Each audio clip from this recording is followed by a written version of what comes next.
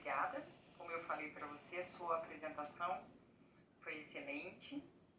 E vamos passar então para a próxima apresentação.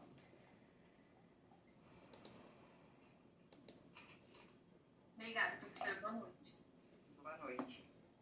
Agora a próxima apresentação é da aluna Roberta Costa Romano, com um tema, com um título, Princípio da Legalidade e Ativismo Judicial em Matéria Penal. Roberta. Boa noite. Boa noite, Roberta. Boa noite a todos, aos professores. Eu vou compartilhar o conteúdo. Sim. Não estou te vendo, Roberta. Não. Oh, meu Deus. Não. Só um minuto.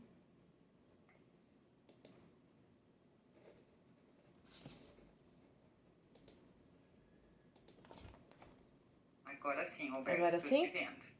Sim. Obrigada.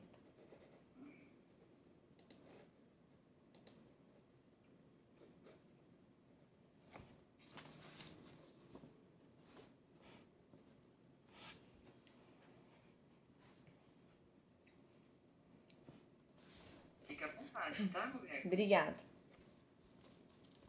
Ele tá abrindo, né? Sim. Abriu, tá? Abriu? Abriu. Pra mim ainda. Não vamos esperar, não tem problema. Tá ótimo. Pronto. Então, eu gostaria de agradecer aos colegas, aos professores. O meu tema é o princípio da legalidade e ativismo judicial em matéria penal.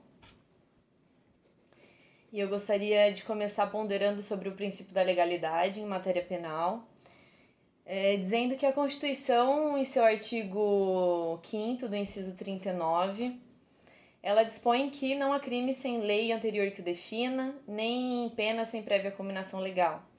E a redação semelhante ao artigo 1º do Código Penal. Então, o princípio da legalidade ele foi previsto em todos os nossos códigos. E ele está ligado à origem do Estado de Direito. Então, com o objetivo de igualdade, democracia e segurança jurídica. Então, ele é associado ao controle de poder e de eventuais abusos, ele regula toda a atividade estatal.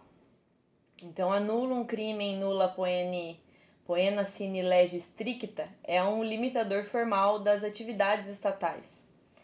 Entrando na parte de interpretação, a interpretação ela consiste em concretizar a lei em cada caso. Em um nível constitucional, ela necessita que tenha uma mais atenção sobre a discricionariedade da lei penal, da interpretação judicial em matéria penal. Então, quando o juiz ele adequa a lei, ele quer resolver uma tarefa prática. Então, atualmente, não se defende mais uma atuação tão limitada do juiz. Porém, quando nós falamos sobre a interpretação judicial em matéria penal, nós precisamos falar que a interpretação ela não pode ultrapassar o sentido da lei penal incriminadora. Então, o entendimento dominante, ele diferencia que na interpretação extensiva se dá ampliação do sentido das palavras para acomodar a própria vontade da lei, enquanto na analogia o que se amplia é a vontade da lei para resolver um caso não previsto. Então, nós não podemos pensar que o intérprete tem uma liberdade de dizer qualquer coisa a respeito de qualquer coisa. Existe um limite à sua atuação dentro da hermenêutica penal. Falando dos mandados de criminalização, eles são para a defesa do Estado Democrático de Direito. Então, eles são mecanismos de ordem constitucional para que o legislador originário ele legisle criminalizando determinada matéria. Feldens explica que aceita os mandados, o Poder Judiciário ele deverá analisar eventuais excessos ou deficiência da tutela dos bens jurídicos.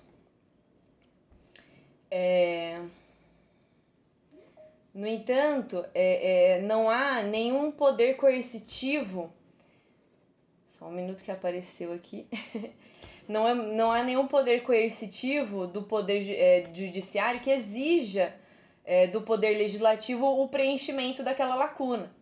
Então, a ação direta de inconstitucionalidade, que é onde o meu trabalho se encontra, quer dizer que existe um dever constitucional no sentido de editar a norma, de praticar um ato, de tomar alguma medida para tornar efetiva a norma constitucional, mas esse dever ele foi descumprido. Daí a omissão inconstitucional. Hans Kelsen ensinava que era inadmissível impor ao Estado o dever de elaborar as leis. Porém, com o tempo, essa visão veio a mudar e Otto Bischoff passou a entender a responsabilidade do Estado quanto aos atos normativos. Então, a regra geral é que o legislador ele não tem obrigação de elaborar leis. Porém, em determinadas situações, a própria Constituição instituiu o dever dele de legislar. Então, nesses casos, quando há inércia do legislador, ela é ilegítima, então configurando assim uma inconstitucionalidade por omissão. Sobre o ativismo judicial, ele representa um rompimento da postura positivista do poder judiciário. Então, adquirindo assim uma postura proativa do magistrado na interpretação. Então, em especial a Constituição, de forma que ele expande o alcance da norma. Então, tanto a limitação quanto a flexibilidade interpretativa, eles são essenciais para a atuação judicial e decorre da própria situação fática levada ao judiciário. Então, somada com a amplitude do ordenamento. Então, o problema aqui que eu falo, ele não se trata da intervenção judicial no âmbito político, mas da atuação mediante uma provocação. Então, só há uma intervenção normativa quando mesmo ele é solicitado, questionado sobre a amplitude das suas decisões. É certo que a atribuição de formular e implementar políticas públicas, ele não é do Poder Judiciário, né, principalmente do STF em especial. Porém, quando os órgãos estatais competentes descumprirem os encargos político, jurídico, e a partir disso comprometem a eficácia da integridade dos direitos individuais e coletivos, a gente pode atribuir ao Poder Judiciário em casos excepcionais.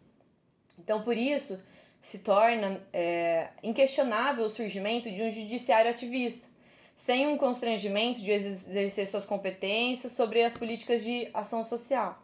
Então, para que não paire dúvidas, não tem, diante de uma interpretação menos cuidadosa, a gente poderia pensar que a atuação do judiciário seria, nessa revisão legislativa, ela seria um ato contra o Estado democrático, por desrespeitar a divisão dos poderes. Porém, a gente fala sobre a necessidade de provocação do judiciário, que aí só então ele teria legitimidade de agir. Então, eu trouxe para exemplificar todo esse trabalho a ação direta de inconstitucionalidade por omissão, a ADO 26, que ela foi proposta pelo PPS alegando uma omissão legislativa do Congresso em votar um projeto de lei para penalizar as condutas conhecidas como homofobia e transfobia, nos termos do artigo 5º do inciso 41 e 42. Então, alegando que o Legislativo estaria descumprindo um mandamento constitucional. Então, para isso foi necessário entender se a homofobia e a transfobia se enquadravam no conceito de racismo. Então, eu trago o entendimento do advogado e professor do Paulo Iotti, que na sustentação oral diante do STF, ele conceituou que o conceito de racismo ele é político e social. Então, ele consiste na inferiorização de um grupo sobre o outro. Então, ele classifica o outro como sendo desigual e inferior. Então, assim, seria contraditório nós entendermos que o conceito é político e social e dizer que se trata apenas de cor de pele. Uma vez que a lei, como descrito no slide, a Lei 7.716 de 89, ela pune práticas delitivas que resultam de discriminação ou preconceito de raça, cor, religião ou procedência nacional.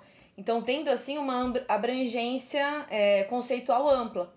Então, tomando como base a função hermenêutica da Suprema Corte, ela permite uma interpretação conforme a Constituição. Então, para adequar e compatibilizar o significado da lei ao exato comando constitucional, tendo como finalidade tornar compatível o ordenamento jurídico com o texto constitucional e concretizar, assim, os valores.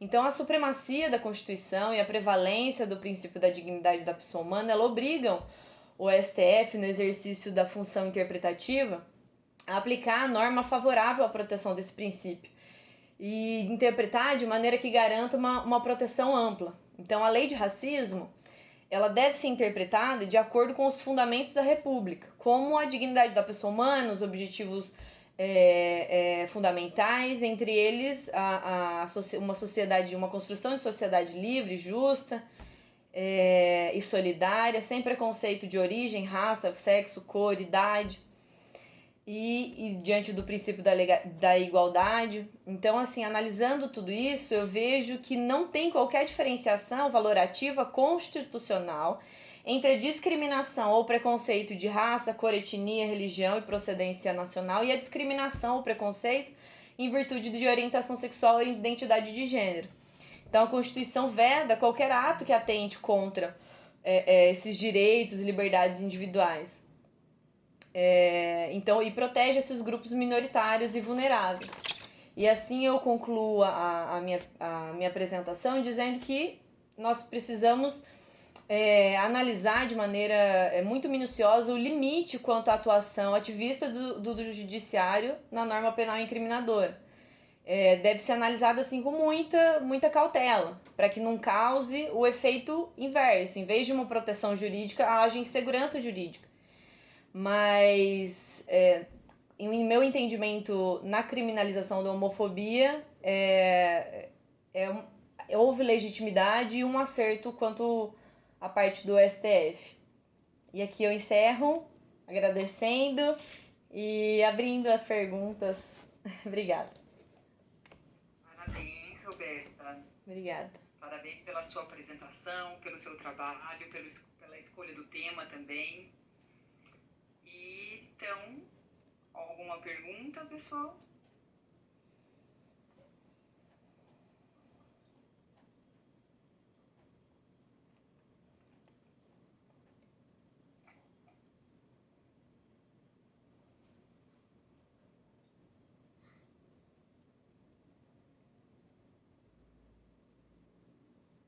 Professor Sérgio? Não, podemos seguir. Podemos Parabéns. seguir? Obrigada. Roberta. Muito obrigada. Obrigada, Roberta. Obrigada.